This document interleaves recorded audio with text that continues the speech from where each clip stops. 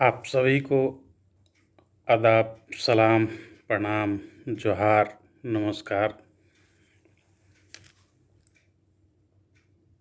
काफ़ी व्यथित होकर आज मैं एक संदेश आप तमाम लोगों को शेयर कर रहा हूँ। काफ़ी व्यथित हूँ, चिंतित हूँ, बहुत मलाल है इस देश का नागरिक होने के नाते। कुछ गलत होता देख आवाज़ उठाने की जो भावना है, उसकी वजह से मैं एक सामाजिक कार्यकर्ता भी हूँ। सारे राजनीतिक सामाजिक चीज़ों से ऊपर उठकर देश की भावना है। देश की भावना से ऊपर मैं समझता हूँ कुछ और नहीं हो सकता। आज संदर्भ आया, हमारा देश क्रिकेट चुनाव हारा। खेल है, कोई जीत सकता है, कोई हार सकता है। इसमें ना हम खिलाड़ियों को दोष दे सकते हैं, सरकार को तो बिल्कुल ही नहीं दोष दे सकते। लेकिन सरकार के द्वारा जिस प्रकार की कारगुजारियाँ की जा रही हैं, खेल में भी जिस प्रकार का कार्रवाई बीसीसीआई के द्वारा किया जा रहा है, मैं समझता हूँ आप सभी मेरे भावना से सहमत होंगे कि हमारा देश, जिसे हम अपना देश बोलकर गर्वान्वित होते हैं, निश्चित तौर पर हजारों लाखों लोगों की शहादत की देन है कि आज हम इसे अपना देश कहकर फक्र से अपना छाती ऊंचा करते हैं। उस शहादत में किसी ने सरनेम नहीं देखा कि किन किन लोगों ने शहादत दिया, चाहे वो हिंदू हो, मुस्लिम हो, सिख हो, ईसाई हो। तमाम लोगों ने देश की भावना को सबसे ऊपर रखा और उन्होंने अपनी मातृभूमि मानकर इस देश के लिए शहादत दिया और आज़ादी दिलाई। जिस आज़ादी की हवा में आज हम सांस ले रहे हैं और हमें कुछ भी कर गुजरने की आज़ादी उन शहीदों के बलि वेदी पर मिली है। शायद हम अब पार्टीगत और जातिगत रूप से इतने बुरी तरीके से बट गए हैं कि अब हमें ये याद भी नहीं कि यह जो देश था कभी गुलाम हुआ करता था। हम अंग्रेज़ों के जूतों के नीचे जीने को मजबूर थे, लेकिन उन शहीदों ने, जिन्होंने अपने प्राणों की परवाह नहीं किया, जिन्होंने जाति और धर्म को नहीं देखा और देश को अपनी माता मानकर शहादत दिया और इस देश को आज़ादी दिलाई। दुख हो रहा है साथियों, क्षमा चाहूँगा अगर भावना में कोई बात निकल आए तो आप उसको जाति और पार्टी से ऊपर उठ करके सोचना। मैं कभी इस तरीके के बयानबाजियों में विश्वास नहीं करता, लेकिन आज देश जिस परिस्थिति से गुजर रहा है, महंगाई हो, बेरोजगारी हो, भ्रष्टाचार हो, नौकरियों का अभाव हो, नौजवानों का जमावड़ा सड़कों पर घूम रहा हो, ये तमाम चीज़ पूरा देश देख रहा है। लेकिन कहीं ना कहीं हम किसी जाति और पार्टी में बंटकर अपनी भावना को अपने अंदर दबा कर बैठे हैं और खुलकर बोलना नहीं चाहते, किसी सरकार के खिलाफ, किसी नेता के खिलाफ, किसी पार्टी के खिलाफ। मैं इस देश का एक अदना नागरिक होने के नाते मुझसे रहा नहीं गया, तो मैंने अपनी भावना आपसे शेयर किया है।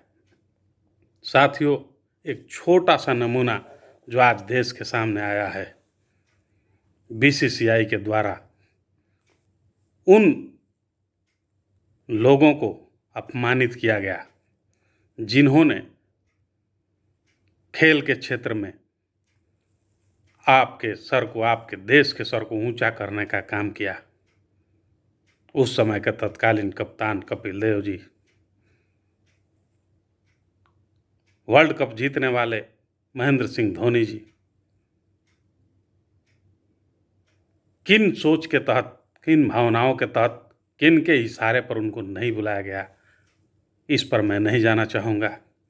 लेकिन पूरे देश के लोगों को इस बात पर गंभीरतापूर्वक सोचनी चाहिए कि एक खेल में जहां अवसर आता है, वहां उन लोगों को जो इस देश के रत्न के रूप में रहकर काम किया, खून और पसीना जलाया, अपने बुद्धि विवेक और अपने ताकत पर इस देश को कप जीतकर इस देश का मनोबल ऊंचा करने का काम किया, उनको अपमानित करने वाला कोई संस्था, उनको अपमानित करने वाला कोई सोच क्या इस देश को कभी आगे बढ़ाने की, इस देश के मान सम्मान और स्वाभिमान को ऊंचा करने की बात कभी सोच सकता है क्या?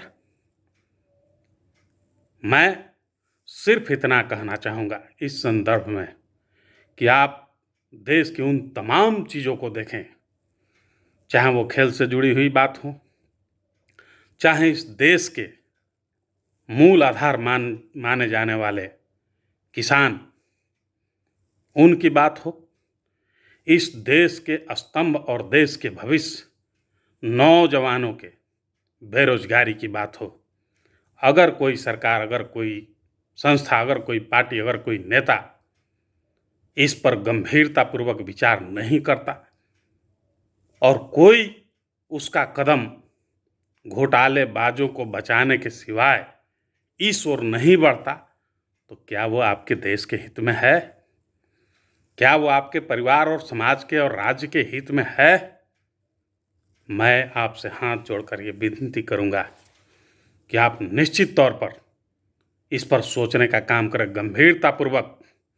मैं समझता हूँ कोई भी व्यक्ति जो इंसान है, उसके अंदर जो एक भावना होती है, उसके अंदर एक जो सोच होता है, उसके अंदर एक जो दिल होता है, वो कभी भी गलत कामों को करने का कभी भी आपको समर्थन नहीं कर सकता। आप अपनी आत्मा से पूछे, आज के वर्तमान समय में जो आपके देश में चल रहा है, जो आपके देश के संविधान के साथ छेड़छाड़ हो रहा है, देश की व्यवस्थाओं के साथ छेड़छाड़ हो रहा है, देश के सम्मानित लोगों को अपमानित करने का जो काम चल रहा है, जो पार्टीगत दुश्मन हैं, जो जातिगत दुश्मन हैं, उन लोगों को कानूनी पचड़े में फंसाकर जेल में डालने का जो काम हो रहा है, क्या यह आपके हित में है? जो लोग भी हमारी आवाज़ को सुन रहे हैं, मुझे नहीं पता कि आप किस जाति से बिलोंग करते हैं, लेकिन मैं समझता हूँ जो मानव हित में, जो देश हित में काम नहीं कर सकता, वो किसी भी जाति के हित में काम नहीं हो सकता। इसलिए मैं ज़्यादा नहीं कहते हुए आपसे ये आग्रह करूँगा कि ये देश जिन शहीदों के बलि बेदी पर आज़ादी हुई है, यह देश जिन ऊंची शिखर को छूने की बात करता हो, क्या आज की वर्तमान सरकार, आज के वर्तमान राजनेता, आज के वर्तमान के सोच रखने वाले लोग क्या इस दिशा में सोच रहे हैं? क्या वो आपके देश को आगे बढ़ाना चाहते हैं, या वो चंद लोगों की मुट्ठी में बंद हो चुके हैं, उनके इशारे पर वो काम कर रहे हैं? इस देश को पूरी तरीके से डुबाने की साजिश चल रही है। कहीं कोई बड़ी सौदा हुई है, रोजगार उत्पन्न करने के बजाय देश के तमाम बड़े तंत्रों को बेचने का काम हो रहा है निजी हाथों में।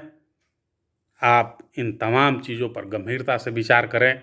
अपने नौजवानों को, अपने घर के परिवार के उन सदस्यों को जिनका भविष्य अभी बाकी है, उनको आगे बढ़ना है। क्या उनके भविष्य के लिए सरकार कुछ तय कर रही है या नहीं कर रही है? मैं आग्रह करूंगा आपसे, मैं विनती करूंगा आपसे, आप गंभीरतापूर्वक सोचें, और अगर आप नहीं सोचेंगे तो आपके पास कुछ नहीं बचेगा। इसलिए मैं ये विनती करता हूँ, मेरी ये भावना है, मेरी ये सोच है, मुझे दर्द है इस देश से, इस देश के नागरिकों से, इस देश के लिए, इस देश की आज़ादी के लिए शहीद हुए उन तमाम शहीदों से। इसलिए मैं आपसे आग्रह करता हूं, एक बार 2 मिनट के लिए आप एक देश का आम नागरिक बनकर आप सोचेंगे, और जो आपकी आत्मा गवाही देगी, मैं किसी पार्टी, मैं किसी जाति से जुड़ करके आपकी बात नहीं करता, मैं देश की बात कर रहा हूं। मैं देश के नौजवानों, देश के किसानों, देश के बेरोजगारों और देश की व्यवस्था और देश की कानून की बात करना चाहता हूं। अगर आप उस पर गंभीरता से सोचेंगे, उसके बाद आपको जो सही निर्णय लगेगा, आप अपने आत्मा पर हाथ रखकर, आप अपने बाल बच्चों के चेहरे को सामने रखकर जब सोचेंगे, तो निश्चित तौर पर आप सही डिसीजन पर जाएंगे, और वही सही रास्ता होगा आपके लिए, मेरे लिए, इस पूरे देश के लिए। और आप उस पर जब चलेंगे, तभी इस देश का विकास हो पाएगा। और जिस रास्ते पर देश हमारा चल पड़ा है, उससे बचाने का एकमात्र यही रास्ता है। जय हिंद दोस्तों।